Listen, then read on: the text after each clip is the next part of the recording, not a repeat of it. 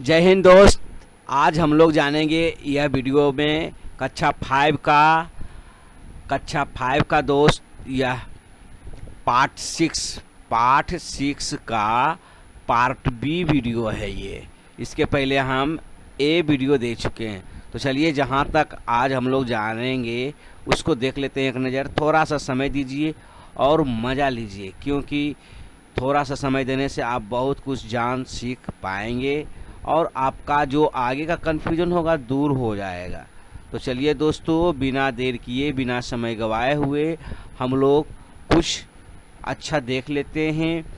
और आपसे मेरा अनुरोध है कि आप लाइक, सब्सक्राइब एंड शेयर करना न भूलें, क्योंकि आपका लाइक सब्सक्राइब से हम बहुत मोटिवेट होते हैं और नेक्स्ट वीडियो मज़े से लाते हैं।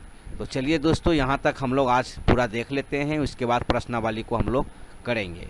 ठीक है, तो चलिए दोस्तों, बिना देर किए, बिना समय गवाए हुए हम लोग आज इस वीडियो को पूरा करते हैं। तो अब देखिए यहाँ क्या है, स्टार्ट हो रहा है। लघुत्तम समापवर्त यानी लोएस्ट कॉमन मल्टीपल।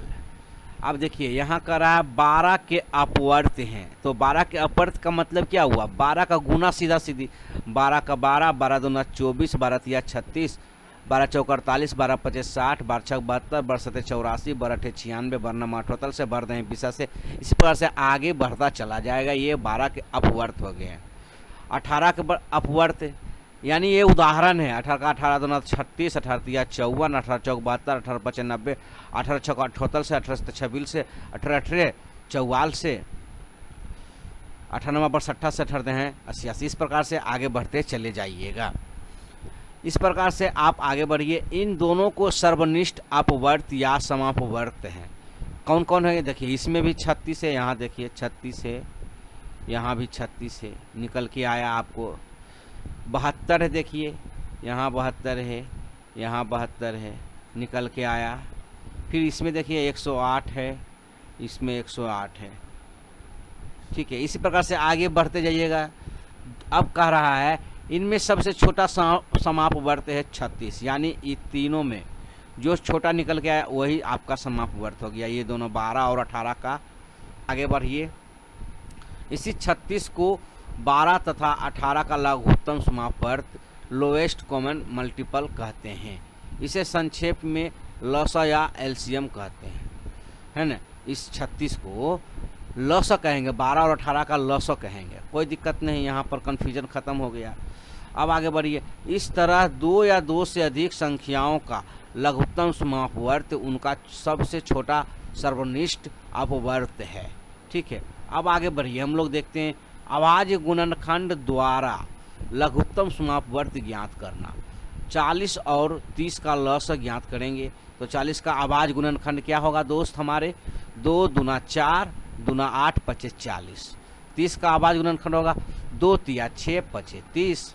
इसी प्रकार से अब 40 और 30 का लस हो गया 2 2 है, 2 दूना 4, दूना 8 तिया 24, 24 पंचे 20 से। यहाँ विधि को देख लीजिए।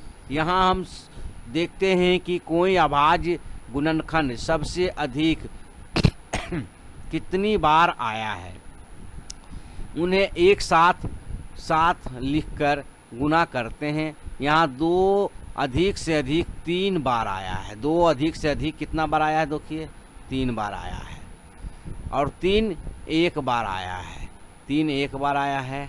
और 5 एक बार आया है, 5 एक बार आया है। ठीक है, तो इस प्रकार से दोस्त हमारे क्लियर हो जाता है आंसर।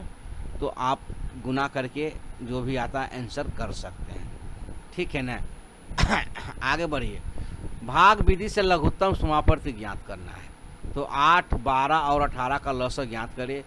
तो भाग विधि से किया जा रहा है ना, लघुत्तम समापवर्त। ठीक है, तो 2 से जो भी लगाए 4 दूना 8, 6 दूना 12, 9 दूना 18 कट गया। फिर 2 से लगाएंगे 2 दूना 4, 3 दूना 6, 9 का 9 रह गया। अब देखिए नहीं कट रहा है 2 से, तो अब 3 से लगाएंगे, 2 का 2 आ जाएगा, 3 एकम 3, 3 तिया 9 कट गया। अब यहाँ 2 गुना 2 हाँ, अब देखिए, अब अतः 8, 12 और 18 का लसा 2 गुना 3 गुना 2 गुना 3 यानी 72।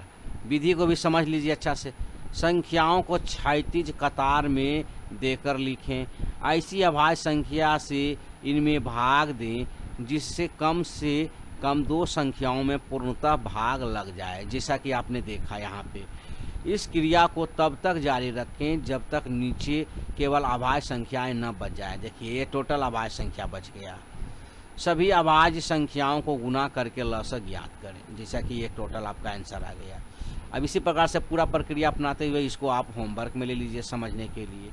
कोई दिक्कत नहीं, आसानी से कर सकते हैं। ये पूरा प्रक्रिया सेम टू सेम वैसे ही जाएगा। आगे बढ़िएगा, जिसका जो भी कट करके आएगा टोटल को गुना कर दीजिए, आंसर आपका आ जाएगा। ठीक है, नेक्स्ट स्टेप को देखते हैं। फिर उसी प्रकार से भाग द्वारा 625, 250 और 525 का लॉस ज्ञात करना है। तो जो सेम टू सेम प्रक्रिया जो लगते जा रहा है वही प्रक्रिया अपना करके आप इसका आंसर ले आइएगा, कोई दिक्कत नहीं है।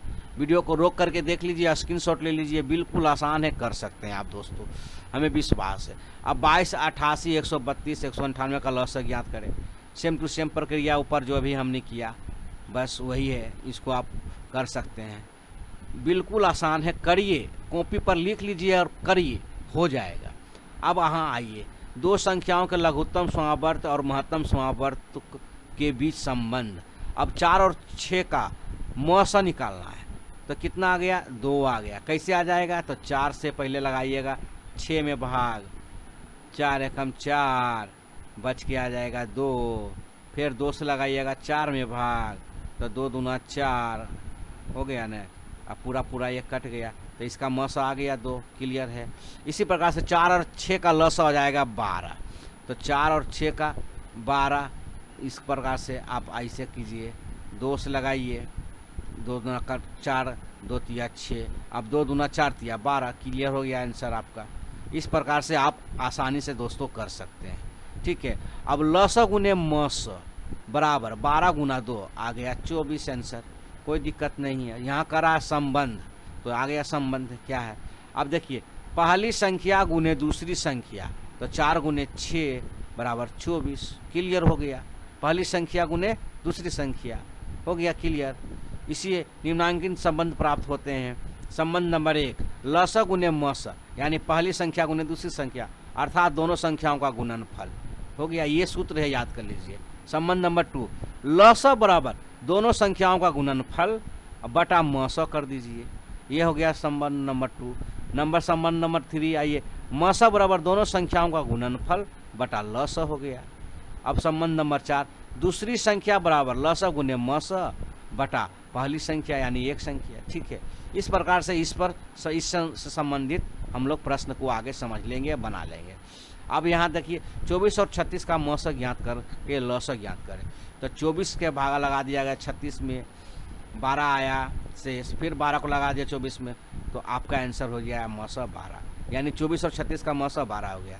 अब करा 24 और 36 का लौसा, तो यहाँ लौसा क्या था?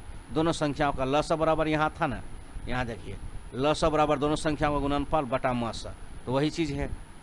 यहाँ पर आइए, दोनों संख्याओं का गुणनफल बटा मौसा, तो 24 और 36 हो गया, दोनों संख्या हो गया 24 और गुना 36 बटा मौसा 12 आया था, तो 12 नीचे आ गया। अब यहाँ पर क्या कर दिया गया है, ये दोनों का गुना हो गया, आपको यहाँ आ गया 864 बटा 12 आ गया। अब 12 से लगाना है भागा, क्या करना है? 12 से लगा करके 72 आ जाता है। ठीक है, तो इस प्रकार से आप यहाँ पर समझ सकते हैं कि दोस्तों की आंसर किस प्रकार से आ गया है। 12 को लगाइएगा, है ना, 864 में भागा, यहाँ तो टोटल आ जाएगा 72 आपका टोटल आंसर निकल के आ जाएगा।